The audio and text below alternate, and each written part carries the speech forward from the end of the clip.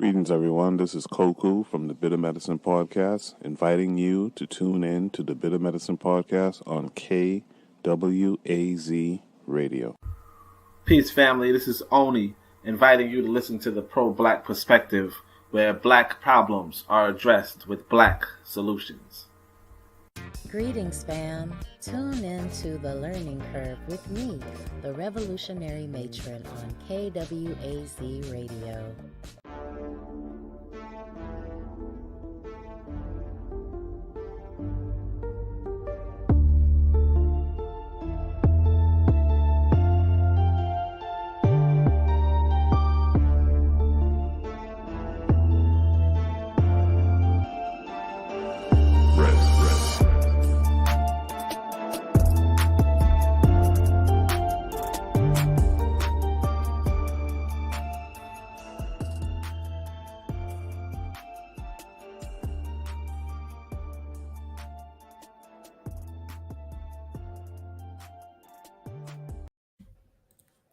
All right. Welcome to our second episode of Uncanceled Culture. I'm your host, DeeWeb, in collaboration with the resident political commentator and my fellow Second Amendment advocate, the beautiful Miss Rhonda Mary. I got it right this time. Didn't say Marie. You see that? You like that, right? Yeah, thanks. It's the most I can ask for, I'm sure. And on this platform, our hope is to provide you an alternative to the mainstream narrative while giving a nuanced and knowledgeable perspective from two advocates of freedom who don't necessarily fit the mold of your typical commentators.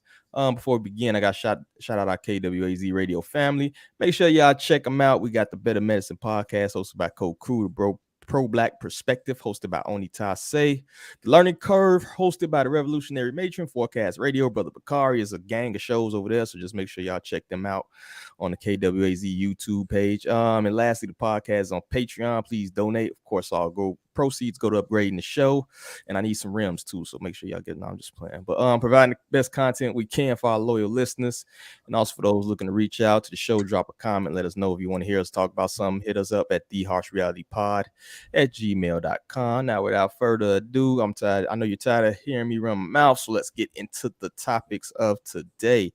The big talk this week, I know you hit on it, Rhonda, is the shooting or the death of Takeoff, which falls into a line of another string of death we have with rappers over the past few years. I know we had PNB Rock actually earlier this year. You know, we had Triple X Tentacion. We've had, King Von.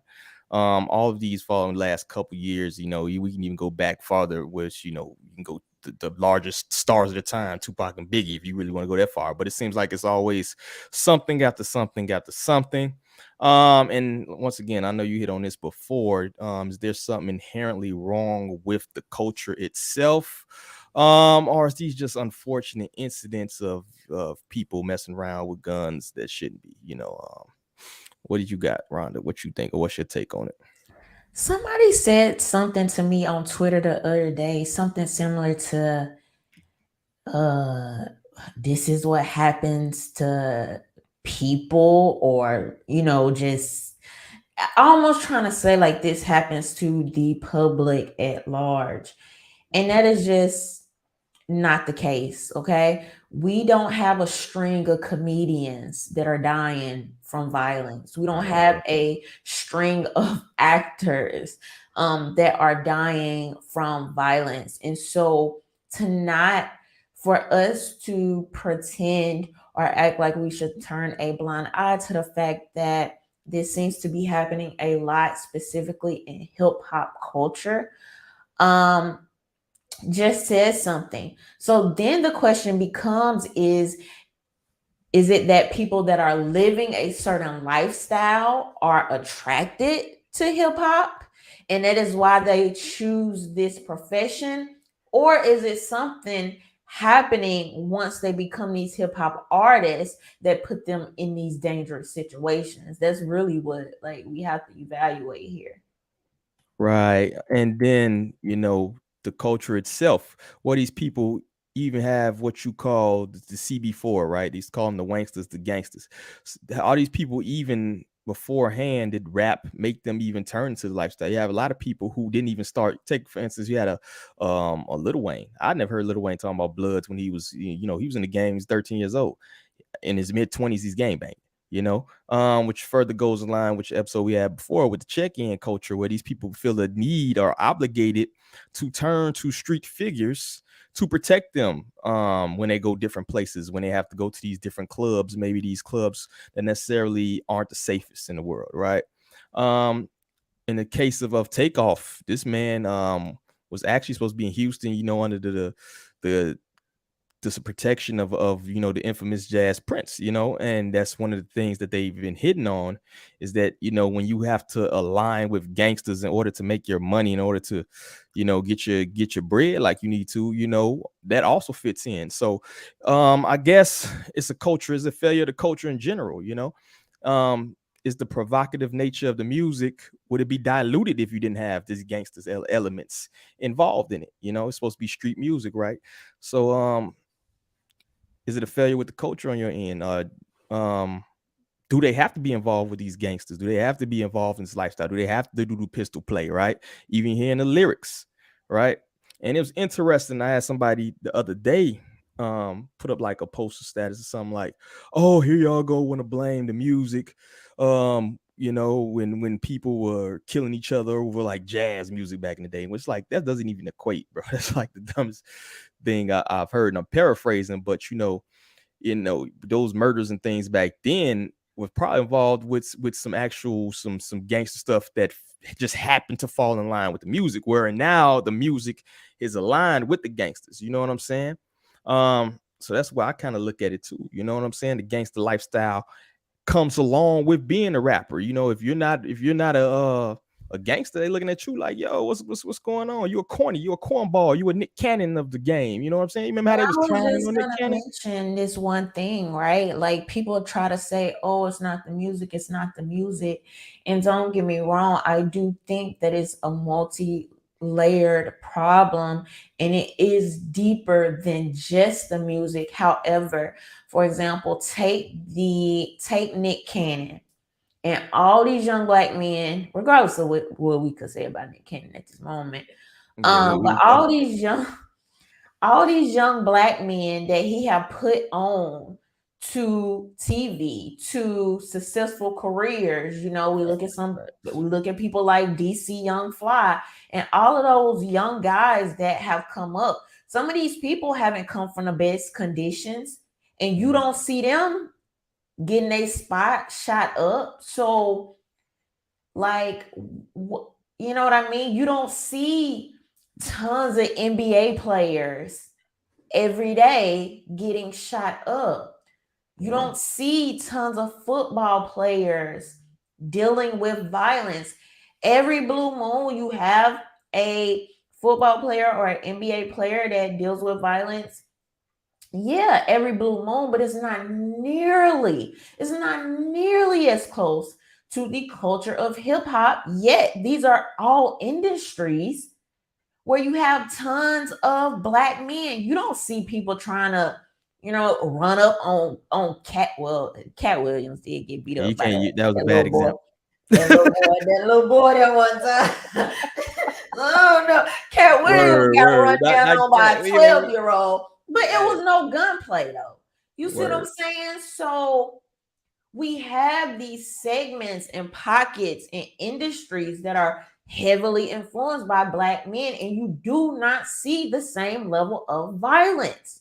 So that brings us to say, why is it specifically the hip hop, the hip hop music, the culture, the hip hop community? What makes that different from all of these other industries? Exactly. Even if you take music as an example, right? Because music is music. That's the example people try to use, right? They try to say music is music, right? They try to say it's entertainment. It's like movies, right? So it's like, why aren't there shootouts at Marilyn Manson concerts, right? He has some of the most violent music there is out there, right? You hear all types of crazy stuff. If you go to any rock concerts, particularly heavy metal, very heavy violence influenced music, right? But you don't see the same level of shooting. You don't see the same level of death, right? You know what I'm saying? And it goes back to what you were saying in general. It's like, what is the common denominator that makes this different? You know, what is the common denominator that makes this deaf culture appear with hip hop? What is it? You know, and even then, it's not even like some of these people weren't even doing gangster stuff at the time. Triple X was what, buying a bike or something, you know? So you gotta look at it in totality. Like, some of these people, PNB Rock was eating waffles and chicken, got smoked. You know what I'm saying? So it's like, and he wasn't even making gangster music. So it ain't even just the ones who are in the. So what is, like I said, it's the common denominator. And I say, I think Ye hit on something too when he said in the music itself, right? The 808s, the mantras, the chants, those type of things too. I think we overlook that aspect of the music, you know, that deep bassive. And then I'm getting my spiritual bag in a minute. I ain't gonna get all the way in it, you know what I mean? There's a platform for that, but you got to take this into account, man. It's a totality of things. It's incrementalism. I like to use that word, but a lot of these things add up. You know, the culture of no mentorship, no guidance, the culture of not taking guns seriously as Second Amendment advocates. I know you feel that, you know what I mean? Don't pull it unless you use, don't use it unless you are at a threat of death. Right. You know what I'm saying? Not because you got into an argument with somebody over some dumb stuff because they stepped on your Pumas or anything like that. It should be a threat of death, and things like that. So when you add all these things together, right, the egotistical, the braggadocious lifestyle, when you add all of this up, it kind of creates the perfect storm to me, where you're going to have, you know, these senseless killings. You know, it ain't just one simple thing. And I think we have a tendency as people to kind of just see things in black and white when there's a lot of gray, it's a lot of nuance in there. But I think the biggest thing that starts is this: we just got to change the culture itself. And it's up to us, you know, as listeners. It's up but to them. is it up to me though? I'm not a part of hip hop culture. I'm not a part of the people that are perpetuating this violence. It's almost as if it is. I'm starting to take issue with this tying together of the black community and hip hop culture, because the more I look at it, it's a distinction. You always have people making jokes about, I'm at my corporate job listening to music about selling dime bags or whatever. And it's like a running joke for suburban blacks, for black people that grew up in two-parent households, for black people that grew up in those environments and said, hey, I don't want to do that, I want to go a different route. For the black people that said, nah, I don't want to do that, I'm gonna take another way out, I'm gonna go to college, right? Like all these other instances of people that it's really a separation from the music. I saw a girl tweet the other day, and the tweet went viral, and she was like, y'all be saying the music never made me go pick up a gun and kill nobody or want to do so. You know what I mean? And so it's like, I think as I get older, I'm just starting to conceptualize these things in a certain way, because it does get tiring of a whole demographic of people being blamed for music that I don't even listen to. I don't listen to the Migos.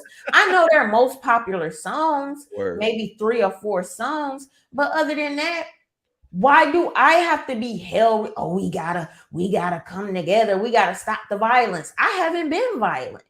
You know what I mean? And they'll try to pretend like that's anti-black. Why? Oh, so I gotta shoot and kill somebody to be black? I gotta listen to the grimiest of hip-hop music to be black? Maybe I want to listen to some Drake and some Lupe. Lupe a little goofy now, but anyway. Drake even talked to gunplay. Every now and again, but he talked to gunplay. He whipping up. Drake be whipping up stuff. But to your point though, I think you got a great point. That it's not, we are multifaceted. We're just, it seems like we're the only people that can't be multifaceted, that can't have different goals and aspirations and stuff, right? We gotta be a monolith. Yeah, we gotta be a monolith. We all gotta come from the same place. Hispanics, they ain't like y'all. They what did Biden say that time? Oh yeah, he said something about them being more diverse or said Mm-hmm. some along those lines. They ain't like y'all, y'all And but all alike, but the thing at is they least don't they a get little different. but they whole culture don't get lumped into like MS-13, right? The problem Correct. is, I think we don't control our image. And you don't really see this until you go overseas. You know what I'm saying? Until you travel worldwide and stuff. Our image has been portrayed so much out as what we say. Like we talking nuance, we're talking um different goals, aspirations, people from different walks of life. You know, you got 40 million black people, we all ain't the same. However, when you go anywhere else, that's what all you're gonna hear. You know what I'm saying? You dress like I dress and I go to Japan, it's gonna be associated with hip-hop culture. You know, it's gonna be associated with, and the first thing they're gonna ask you, you know what I mean? You 6'3" and you're in Mongolia, you play for the Bears. Like it's our media portrayal, I think, is the biggest problem or the biggest issue that I see. We may know the difference. You know, we may know that we are very diverse and nuanced people. Diverse as Joe Biden was. We're diverse, right? We know this, right? That's not what's put out there. That's not what's seen. You know, the whole world this week is seeing another black man dead on the ground all over Twitter and YouTube. You know what I'm saying? So the problem is we don't control our narrative. So we can be as diverse as we want to be, but you know, when we go anywhere else, we're going to be looked at as what the media portrays us to be. And unfortunately, it's going to be these hip hop braggadocious, you know, you have to like, that's why I think people find such imperative when they go places to dress a certain way, put the suit on with the tie and the bow tie, you know, and be, you know, because you don't want to give that distinction that you're part of this culture, that you're part of this media bullshit that they try to portray about us being a monolith. You know what I'm saying? We have to try so hard sometimes to distinguish ourselves from this. So even we fall into that, right? I fall into it. You know what I'm saying? It's like, yo, you see me, I got to change. We got to change something. But you're right. Hell, I'm raising beautiful babies. You feel me? But the problem is too, they may interact in some of these areas where you have this gangster lifestyle, where, you know what I'm saying? It's so many people I used to see growing up and where I grew up at that would come from the suburbs just to have this element of danger. It's the craziest thing I've ever seen in my life. Wait, Like, what? They would do what? come to the hood. It's plenty of suburban people that will come to the hood to kick it because that's the place to be, particularly the females. They love it, right? Like they love it. So you do Is that have. the place to be, or is that the place where stuff be happening? Like even now, when you saying hood, do you mean literally to the hood, or you mean to the city where like the stuff be popping? Like I'm talking about yeah. the hood. I'm talking about the west side shit. Downtown is popping. West Okay, okay. side ain't downtown. Okay, You I got you. Okay, know? okay, I got you now. I got So it. it's a little different. Like you said, it's sometimes that level of excitement is that, you know, but to be honest, that's exploitative in itself. You know, that's kind of where I go to sometimes when I think about how a portrayal is seen, you know, how it Wait, is. so why were they okay, so I will go to the hood to kick it with friends, like Right. kick it with my actual friends that live there, right? And even as we talk about the quote unquote hood, because I need to add some clarity to this because we never know who is watching, but Listening. it's Yep. this assumption that all hoods are like super bad and drug infested and uh a lot of violence, right? Right. And you very much do have some that are like that. And possibly the majority of them, I don't know. I haven't been to all of them. I wouldn't go to all of them. I wouldn't have a reason to. Right. However, you very much so have some that are just low income, hardworking black people. Sometimes these people are older, people who are reaching retirement age are already there, and this is the home they bought however many years ago, and now their families are there with them, or their families come through there. You know what I mean? And so it's like it's so much to it, and it goes back to this thing that we are not a monolith.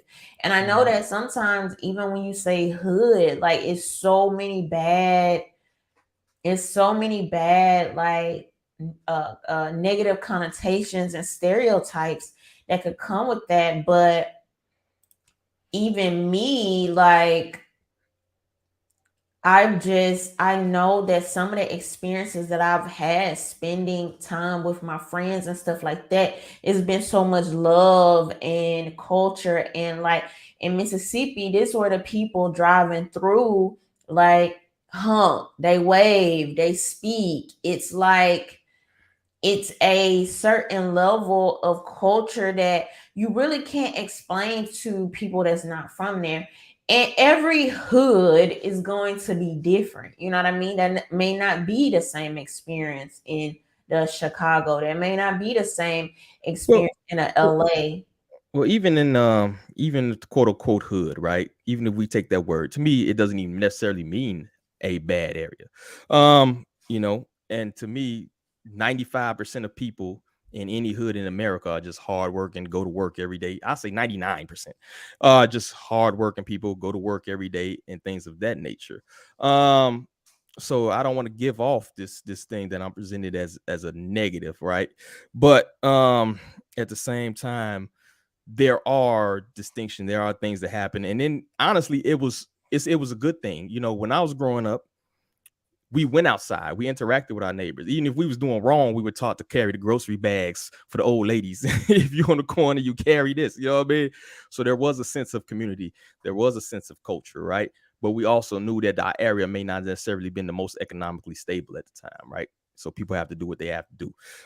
So I never want to give out the distinction that every hood is a crime-ridden area full of people ready to do dirt all day. Right, It's right, not. right. You know what I'm Mm-hmm. saying? Most people just go to work. Most people just want to pay their bills and live in peace, like most people, right? Mm-hmm. But we also have to realize too that we are still kind of lumped together no matter how we look at it, right? We still have to look at, the fact that when they make political commercials, they're gonna look at it as 95% Democrat. You know what I mean? 95% liberal. They're gonna look at it as when they target it, when the commercials, anything you see, it's not targeted to the diverse nature of us, right? It's only targeted to one demographic of us. So that's why I kind of say like we It's have, so crazy to me. And yeah, then it seems like a lot of times, even when you look at what's coming out of politics or what's coming out of Hollywood, I always say it always seems to be like New York and like Hollywood, LA type of black culture versus most black people are in the South. You know what I mean? And I think Tyler Perry gave us some of that, but some of that skewed a little stereotypical, and then we go into yeah, the whole thing of him wearing a dress and stuff like that. But when you think about black people in the South, his shows were, I would say, in some regards, and some people not gonna like this because they do not like Tyler Perry, right? And right, I understand that some of it, like I said, is negative stereotypes. Some of it does skew towards, you're gonna have the bad male black figure, and sometimes that being a thing. But generally, if you look at some of the characters, right, and the overall culture of family reunion, religious, you know what I mean, tight word, knit family, you may have that knucklehead, cousin or two, but hardworking, people that just go to work every day. They may have their relationship problems, they may have their family problems, but I think that, and this may be my bias because I'm from the South, so I may be a little biased to this, there but the South, that is. Go ahead. I think that would be more representative of the average black person as opposed to some pink haired, screeching, feminist, I want to abort 10 babies, liberal woman that they try to almost push as if we're so, you know, all black women, you come to the hood and we just twerking on cars type Yeah, ignorance, man. energy. I think it's just way more diverse, and I don't know the other word that I'm looking for, but I think it's just a lot more to it than what has been typically presented in the media. But you know what? To kind of segue, because that goes good into the next topic that I want to hit on.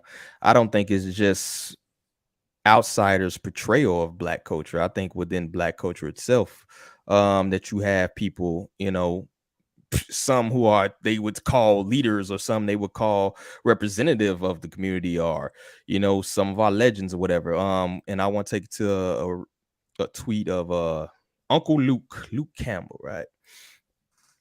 And it kind of reveals what I'm talking about right here. So you can see this right here. This brother says it's quicker to get a gun in the Black community than it is to get a book. That is the problem.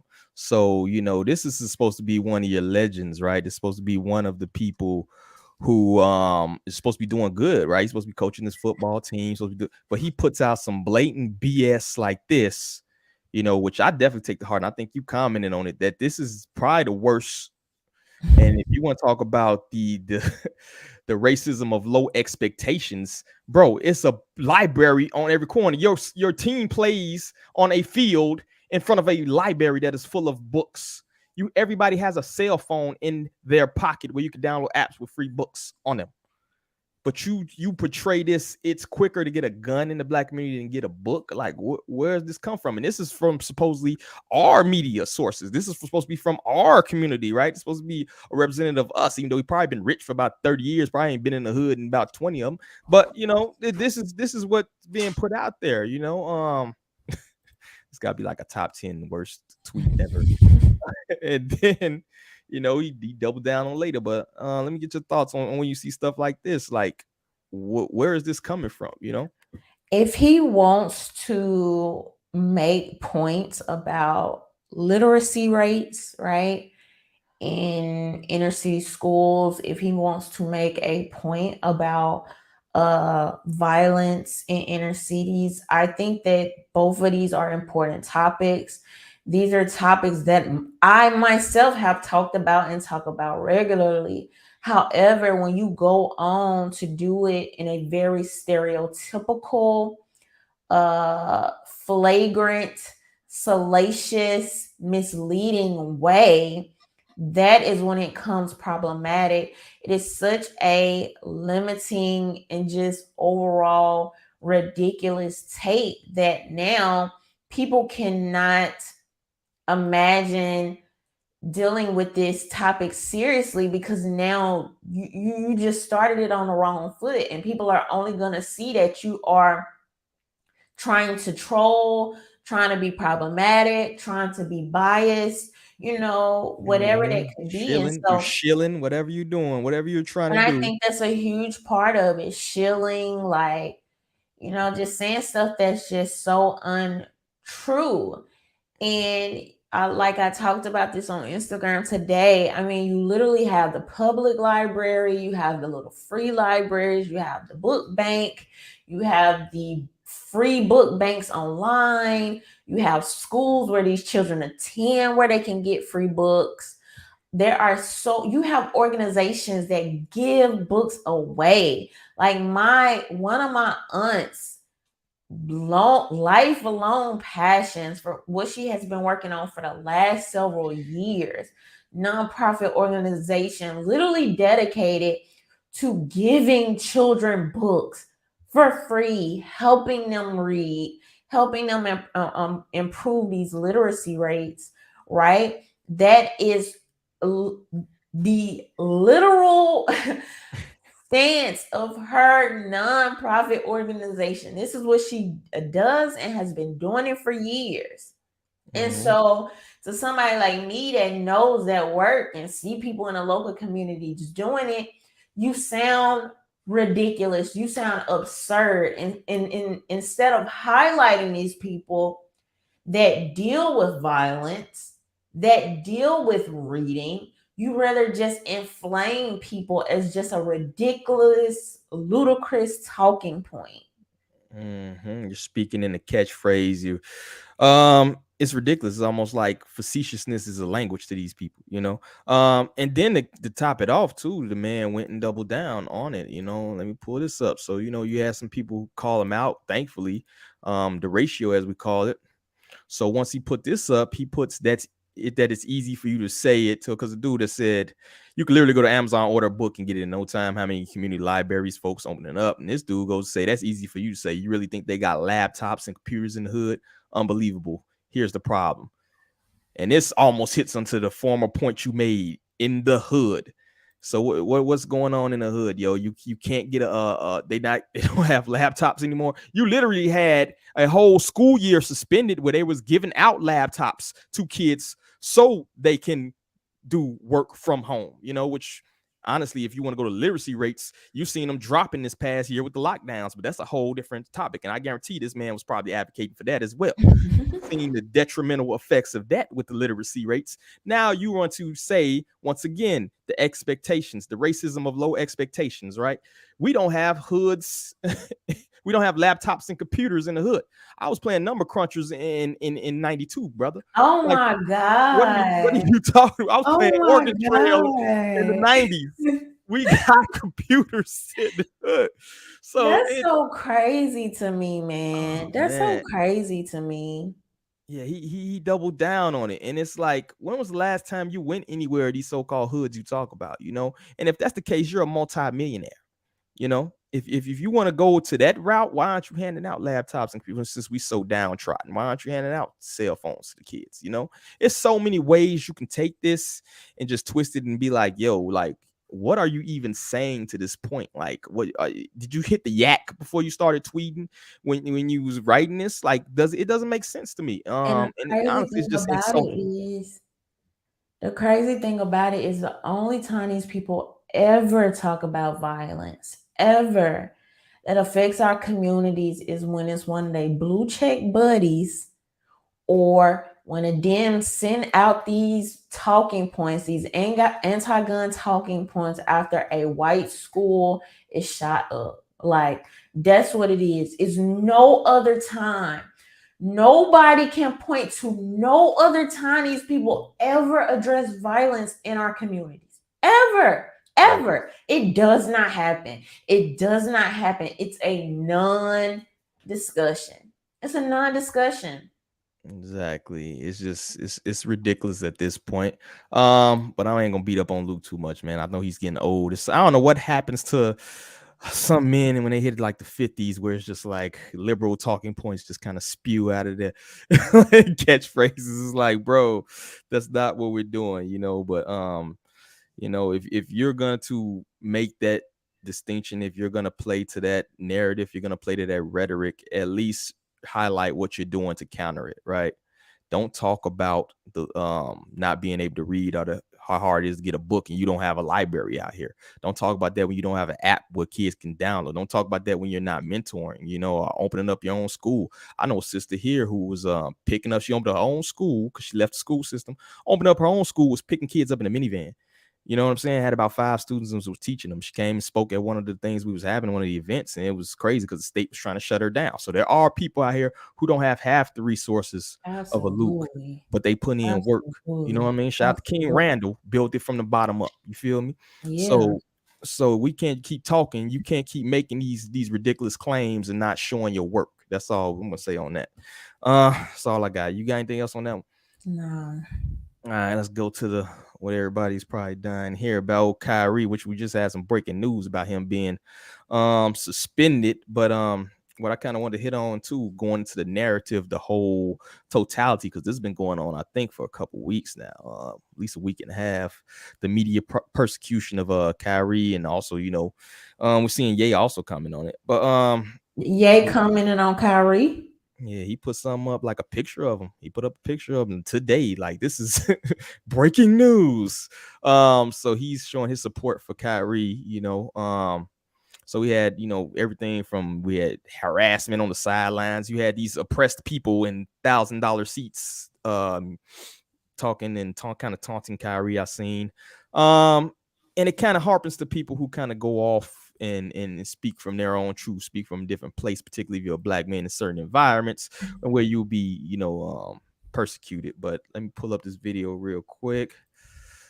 And we seen Nick Friedel, he was talking to Kyrie. So let me play this little bit of this video. Top of your promotion, why did you decide to promote something that Alex Jones said? That was a few weeks ago. I do not stand with Alex Jones' position, narrative, court case that he had with Sandy Hook, or any of the kids that felt like they had to relive trauma, or parents that had to relive trauma, or to be dismissive to all the lives that were lost during that tragic event. My post was a post from Alex Jones that he did in the early 90s or late 90s about secret societies in America of occults, and it's true. So I wasn't identifying with anything of being a campaignist for Alex Jones or anything. I was just there to post. And it's funny, and it's actually hilarious, because out of all the things I posted that day, that was the one post that everyone chose to see. It just goes back to the way our world is and works. I'm not here to complain about it. I just exist. And to follow up on the promotion of the movie and the book. Can you please stop calling it a promotion? What am I promoting? Put it out on your platform. But I'm promoting it? Do you see me in front of the putting it out there, people title? are going to say that you are promoting. Put it out there, just like you put things out there, right? Yeah, but it's not. You put things out there for a living, right? Right, but my stuff is not. So let's move on. Filled let's with move on. Anti-Semitic. Let's move on. Don't dehumanize me up here. I'm not doing that. Another human being. I can post whatever I want. So say that and shut it down and move on to the next question. But Kyrie, you have to understand that I don't have to understand anything from you. It's not me. Nothing. By it's no people that you're making up, bro. Move on. But by posting move what on. you Next did, question. Anybody do you guys have any more questions? And they're going to say, you guys have any more questions? Because this is going to be a clip. This is going to be a clip that he's going to marvel at. Is this any more questions? But you're not answering the question. Oh, this is another answering your question. Oh my God, let's make another Instagram clip so we could be famous again. Next question. Kyrie, basketball. So yeah, there we have it. I think that was kind of interesting where he just kept going on and on and on. The man gave a 1.5-minute answer, but that was not enough for Mr. Nick Friedel. And I got some stuff I can say about him, because he was a Chicago Bulls beat writer back in the day. He's probably one of the worst in the industry. But the fact that he just kept droning on and on and on and would not accept the fact that the answer was just not good enough for his liking, like he's owed something. And I think this is almost a constant theme that you see, where a lot of these reporters will keep going on as though they are owed an answer. They are owed the correct answer, the thing that they want to hear, or they will keep going on till they get that sound bite as Kyrie hit on, where they get that stupid thing. They get you to slip up. They get you to say something that they want to hear, where they can clip it and get that clickbait. So what do you think after watching that video? First of all, I want to address the fact that why every time people agree with one thing that people said, or quote unquote controversial people said, you have to denounce every single other thing they've ever done in their life. You have to denounce what they said when they were in 3rd grade. My goodness, saying I agree with this statement is not an endorsement. It's not an endorsement.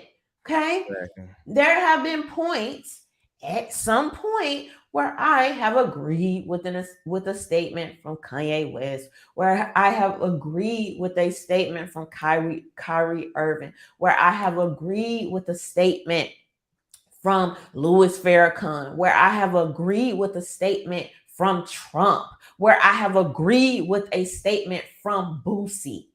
Do I personally endorse the totality of any of these people? Does me agreeing with a statement that Alex Jones has said mean that I am some avid Alex Jones supporter and support everything he said since the time he's come out of his mother's womb? It's like so annoying that every single time it's like having to create these caveats and these outs of, well, I you have to give a whole laundry list of the things that you haven't agreed with just to get to the, oh, this statement is what we're actually here to talk about. Exactly. Even Kyrie said in the beginning, you seen him where he was almost like he had to give an announcement before he even gave his answer, right? He was like, first off, I have to say I don't agree. Nobody said anything about 5 minutes of his speech. That's 5 minutes of his speech. Nobody agrees with nothing that a person, every single thing that a person has said. Mm-hmm. Like, and that's the problem, that people are nuanced. People are people. We have good parts, we have bad parts, but we are people at the end of the day. And what matters is your work. And like I said, I can agree with one thing you do. That doesn't mean I have to grant you sainthood. I have to appoint you as a saint before I can say anything on what you say. And the problem is we can't even have these discussions anymore as adults. You know, it used to be a point where you recognize that because somebody did something bad, something you didn't agree with, doesn't mean they're 100% of their life is full of shit, right? You understood that. You understood that people are people. You know, you recently had a thing with Martin Luther King. Oh, he cheated on his wife.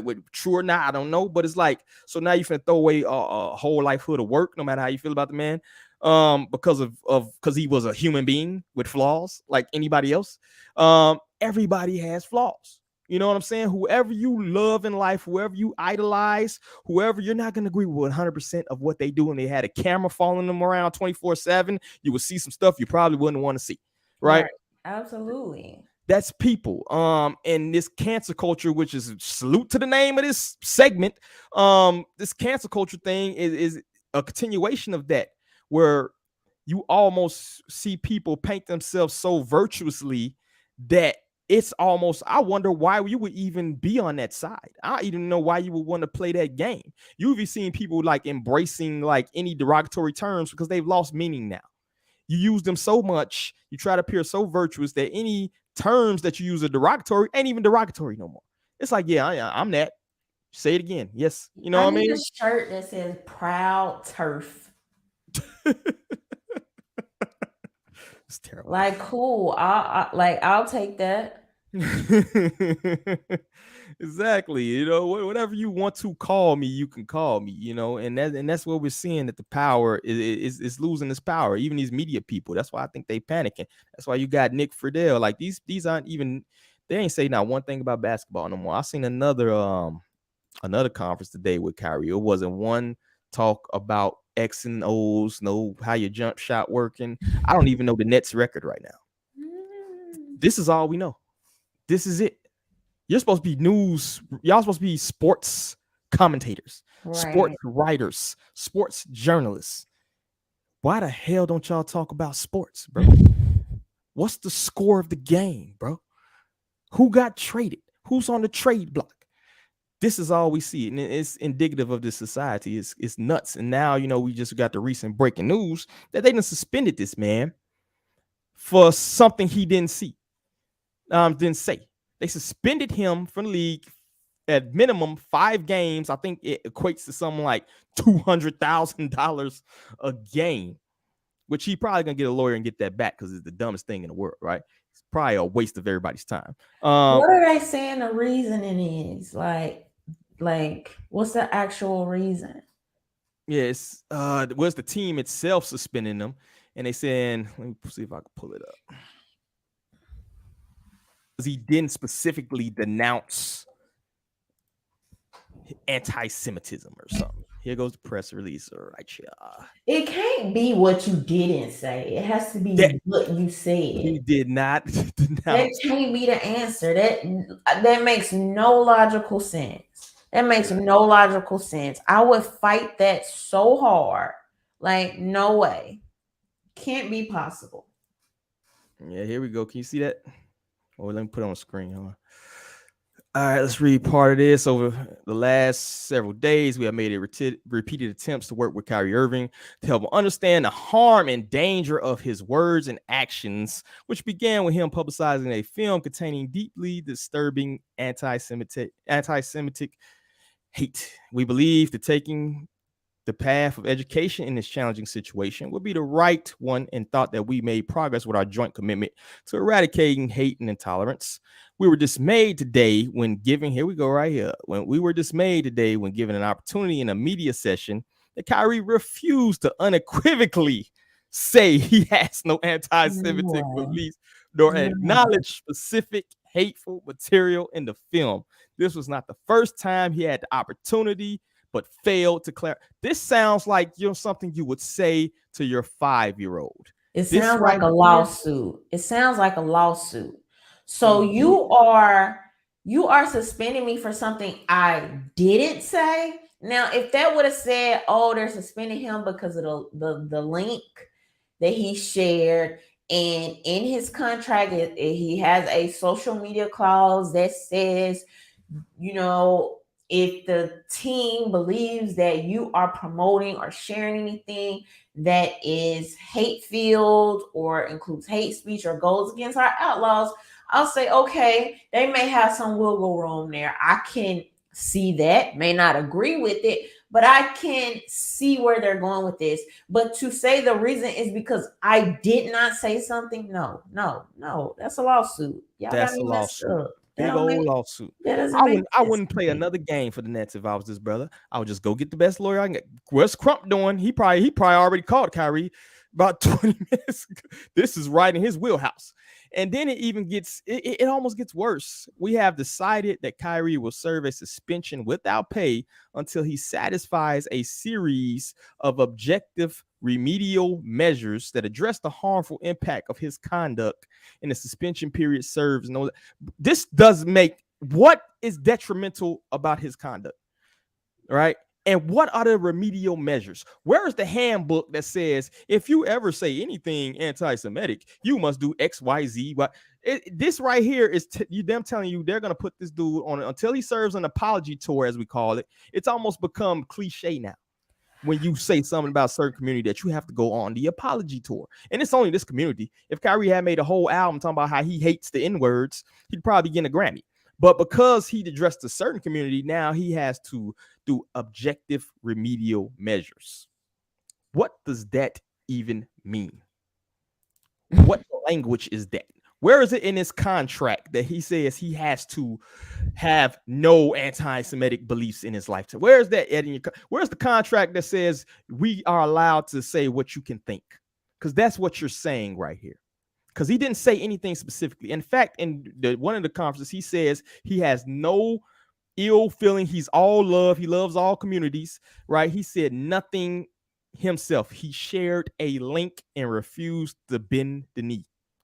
That's it. A few years ago, I think it was Kaepernick that compared himself to a slave. And people were going crazy and was like, you make millions of dollars. Like, how dare you? The more time goes on, now I am so much more open and understanding of the concept of $1 million slaves. It's ridiculous for people, particularly Black people, that are starting behind the 8 ball in terms of financial success in this country. And when people reach a certain level of status and you still can't say what you want, you still don't have a certain level of free speech, which is actually the foundation of this country. It was the first thing they wrote. The first thing. Y'all can say what y'all want. That is what we do here on this land. And now you can't. It's even worse than that. It's what you don't say at this point. Because Kyrie said nothing himself. He said nothing anti-Semitic. It's what you don't say at this point. It's the fact you don't apologize for something you don't say. That is the craziest concept. I know people their argument is going to be, oh, well, you can say what you want to say, but if you work for a corporation or if you work for an agency or organization or a business, then now you are set to the standards of that company. But what does it say about companies and organizations in America that do not stand for the American standard? That's ridiculous. It's absurd. And so that means that we are actually operating outside of what should be happening.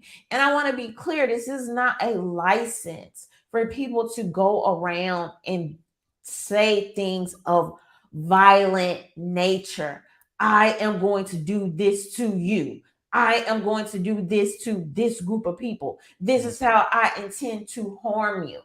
That is not that. It is calling for actual physical acts of violence is a much different thing from saying these are the observations that I made within my career. I have questions about this text or history, right? Right. This is a different conversation. And so for us to be operating outside of that is everything the opposite of what America is actually supposed to stand for. Correct. And I think one of the most telling things too is that you had Charles Barkley and Shaquille O'Neal, right, on a platform. Basically, you know, whenever you step out of line, you step out of bounds, they send what I guess what Kwame Brown would call the go along, get along game, right? You get attacked from all angles, right? But they try to send people that look like you to do it. It's the most crazy thing. And to see Charles Barkley, Mr. I'm not a role model, Mr. throwing little people through glass plates windows, Mr. I don't care what, you know, I don't care what these people call in on these talk shows say. I don't give a F, you know, forget the media. Now this dude is kissing the ring so hard, yo. They been kissing the ring. Him and Shaq. Oh my goodness. They And then they been tried to kissing the ring. recant on stuff. You know, they went back. I seen, you know, Shaq tried to go back and, oh, you know, I wasn't with the jab. When now that you're seeing the tide is turned, He right? said that. Yeah, he's oh, you people Get make the their own heck excuses out of and here. whatnot. Get Like the you're heck. seeing all these people go back, right? Act I like it need you to never happened. sketch that for social media. I need both clips of him talking against the jab and now him supposedly being for it. It's ridiculous. It's ridiculous. And you're seeing this all the time. You'll see these people give one platform, and while they're a player or while they're retired, then completely flip the switch. You know, I said that. I said give it a few years, and all these people that were team jab team, you better do it, or Master gonna get mad. He gonna drop you from your retail job. Like, you know what I mean? All these people, I promise you, a few years from now, man, I was never really down for it, man. I never said that, man. I was against it the whole time. I stood 10 toes down. Stop lying. Stop lying. While the rest of us was getting cussed out, kicked out of restaurants, kicked off planes, told that we don't deserve to be a part of society. Like, you know, it was just crazy. And I'm still alive. But did you die? It's ridiculous, you know what I'm saying? And then every time it's like when the winds of change, when they can smell it in the air that the public opinion is turning, then all of a sudden their public opinion changes as well. And they act like you got amnesia. They act like that MLB, that what they call it, the Men in Black pin, lame, man. when they black out your memory. People so lame. People so lame. And like, you got so many people that swear up and down, man, if I lived during the civil rights movement, if I lived in the 60s and 70s, I would have been doing this and doing that and doing this and doing that. And it's like, no, you wouldn't. No, you wouldn't. Everybody loves to be about everybody loves to read about the heroes, but nobody want to be them. Like, that's just the truth of the matter. For you to stand up and go against the grain when so many people are quiet, so many people not supportive. So you got grown humans scared to say there's a difference between a man and a woman. Like, that is a time that we are living in. And I'm supposed to believe that, oh, you would have been doing this and doing that. Bro, get out of here. I don't believe it. I don't want to hear it. They want to hit me at the lunch counter. Yeah. it's so pathetic, man. It's so pathetic. And it's like, I just, you know, it's just it's a small group. It's a small demographic of people that's really gonna hold it down when stuff hit the fan. And COVID proved that to me. The lockdowns proved that to me, man. I've seen so many people that I thought was decent people not be willing to stand up to stuff that y'all know it ain't right. You know it's not right. And to see so many people cower, man. And even if that is something you personally felt like, my immune system is messed up, my health not that great, like I feel like this the thing to do, cool. But that's a whole different thing from thinking that the government should work with corporations to coerce people into doing this. And to not stand against that is just like absurd, man.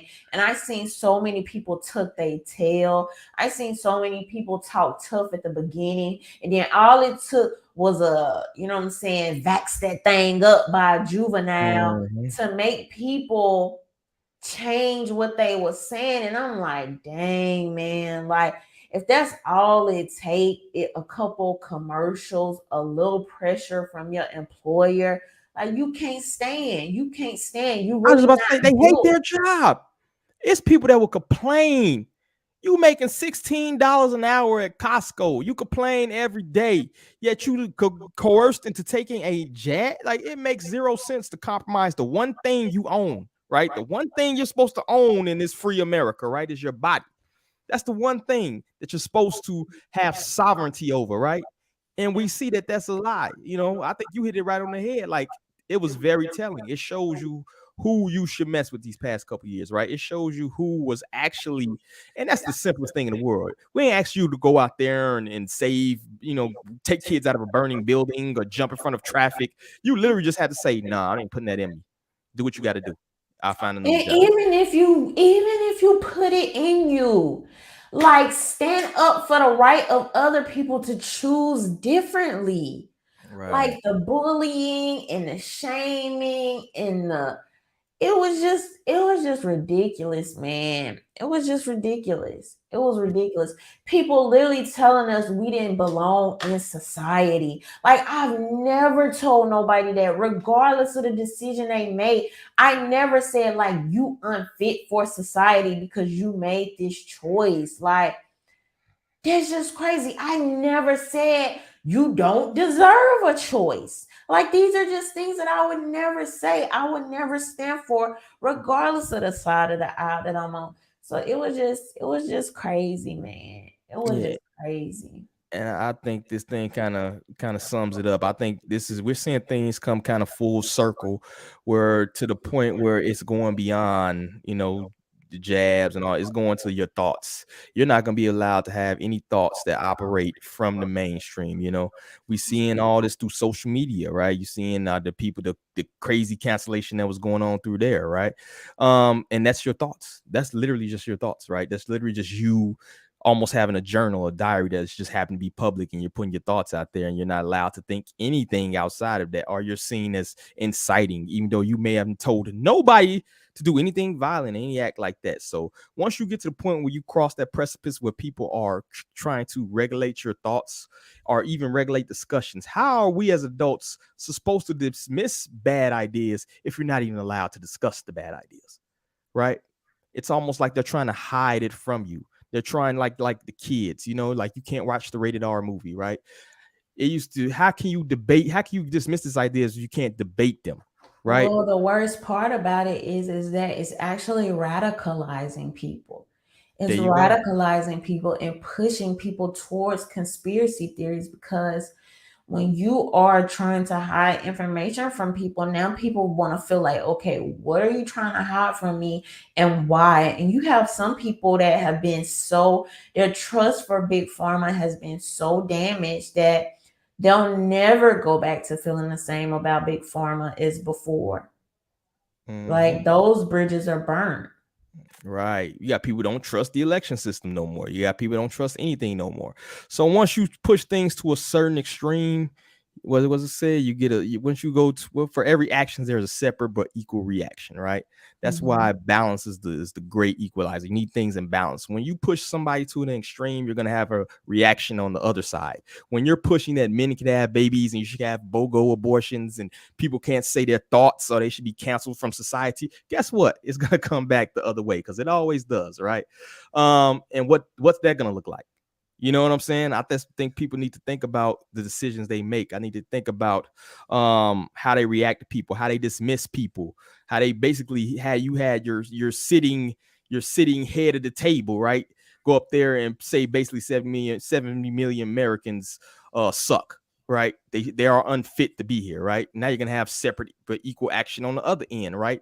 You're just seeing the hyper politicization of everything. Everything's hyper politicized right now, and I just cringe and think about like what's gonna happen. You know what I'm saying? Because you gotta have a counterbalance to that. You got to. So I guess we'll see what happens. But that's all I got on Kyrie. I ain't gonna keep you too long. We've been about an hour. You got anything? Any final parting? Poor Kyrie. I said what I had to say. It looked like the man, you know, he had to pay his $500,000 to the ADL, and I mean, we'll see what happens. But at this point, it's to be expected. I mean, this is why I have the entertainers are now leaders t-shirts over at rhondamary.com. Cheap plug. Go grab yours now. However, that's a real thing, man. Like, it's a real thing. And I have to kind of explain this for people that may not be familiar with my work. It was inspired by a quote from Malcolm X. However, when you look at the glass ceiling, whether it be finances, whether it be freedom of speech, all of the barriers and the hurdles that celebrities have to face, let's be for real. When these people feeding you, what's the chances of you standing 10 toes down? What's the chances of you being moral? What's the chances of you not just turning a blind eye to the BS that you see going on? What's the chances of you choosing the people over your paycheck? Slim to none. Like, slim to none. So we already see Kyrie Irving starting to really back a little bit. I think Kanye West has put out some apologies to some degree. These people will pull the rug from under you. And if you're not built for that and everything that comes with that, up into losing everything. Like, how many people really gonna go through that? For real. When your life, your career, everything you worked hard for on the line, and then you got the nerve for the Black community to maybe back you up, maybe halfway back you up on a good day. And most of them be ready to throw you under the bus. Like, really, for real, what are you gaining? You know what I'm saying? And so it take a certain type of person to be like, nah, this is where I'm at with it. And most of the time, those people are going to be more independent or have built something independent for themselves, where it's like, I can do this. Like, I can be this person because I've made this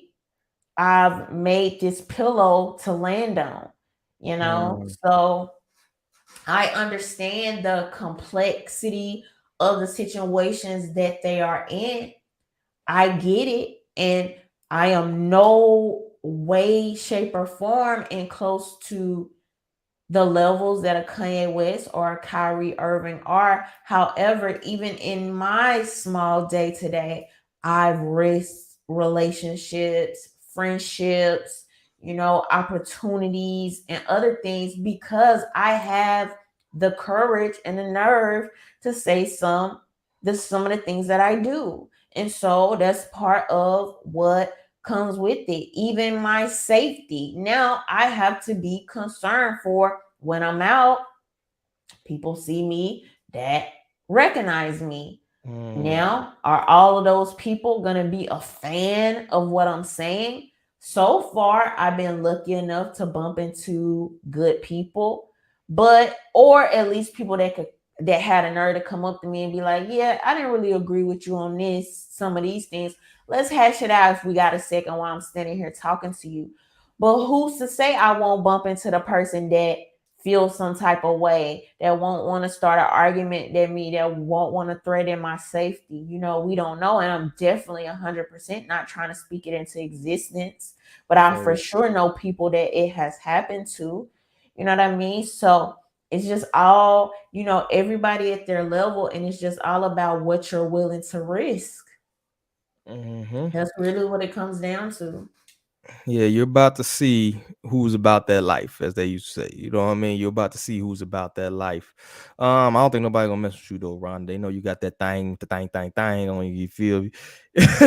Probably practice the dry fire in a minute ago. But but yeah, I feel you exactly. And I've had people, man. I got family members right now. I'm probably blocked on several social media platforms for the stuff I done said. You know what I'm saying?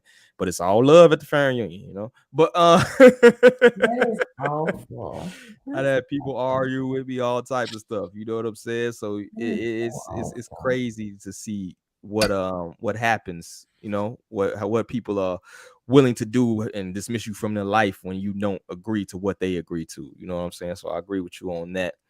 But that's all I got. We're going to go ahead and get up out of here. I appreciate you always, Rhonda, showing up. Shout out to Arm Atlas out there too, man. We see you out there, bro. Make sure y'all subscribe to this channel. Very good, brother. Bobby Wright, we see you too, brother. And everybody else who commented in the chat, man, we appreciate everybody for showing up. We got to do this again. You know what I'm saying? We'll be on time next time. I'm on CPT, bro. I'm gonna get it together. We gonna work it out. So I gotta say bye, everybody here. Salute to you. Salute to the chat. Salute to Rhonda. Catch you next time. So I'm happy to hear everybody at the Harsh Reality Podcast. I gotta say, peace. Bye, y'all. Greetings, everyone. This is Koku from the Bitter Medicine Podcast, inviting you to tune in to the Bitter Medicine Podcast on KWAZ Radio.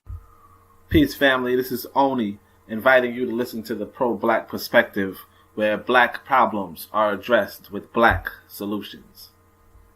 Greetings, fam. Tune in to The Learning Curve with me, the revolutionary matron on KWAZ Radio.